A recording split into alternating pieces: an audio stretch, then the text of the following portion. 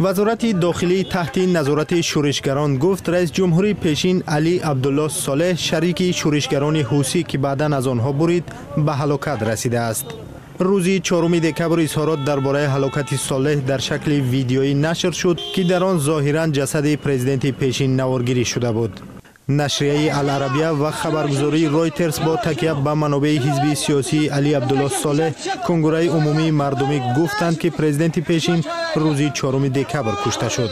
حزبی صالح پیشتر هلاکت او را رد کرد و گفت که او در جبهه جنگ صنعا فرماندهی میکند. مرگ صالح حالا رسما تصدیق نشده است. علی عبدالله صالح روزی 2 دکبر ائتلاف با حوثی‌ها را که ایران از آنها پشتیبانی میکند قطع کرد. او حدود 3 سال یک جا با این قوم مشترکاً صنعا را اداره میکرد. علی عبدالله صالح 75 ساله تا زمان سرنگون شدنش در اعتراضهای سراسری سال 2012 13 ساله رهبری یمن بود. صبح 4 دکبر نیروهای حوثی‌ها خانه صالح را در صنعا منفجر کردند و تحت ضربه‌های هواپیماهای سعودی قرار گرفتند. ساکنان میگویند که حمله‌های هوایی 2 روز باز جریان دارند.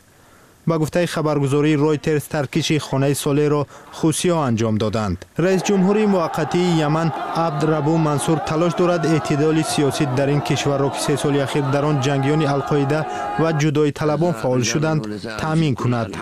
شورشگران حوثی از آخر ماه نوامبر به این طرف با طرفداران پرزیدنت پیشین واردی درگیری شدند.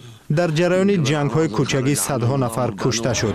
روزی 3 دکبر طرفداران علی عبدالله صالح بخش عمده صنعا را تحت نظارت گرفتند. خود صالح بعد برداشته شدن محدودیت‌ها از طرف ائتلاف دولت‌های خاورمیانه برای مذاکرات با کشورهای همسایه اظهار آمادگی کرد. ائتلاف تحت نظارت سعودی از مقاومت صالح علیه حوثی‌ها پشتیبانی کرد. کمیته بین المللی صلیب سرخ میگوید که طی 6 روزی درگیری در صنعا دست کم 125 نفر کشته و 238 نفر دیگر زخم برداشت.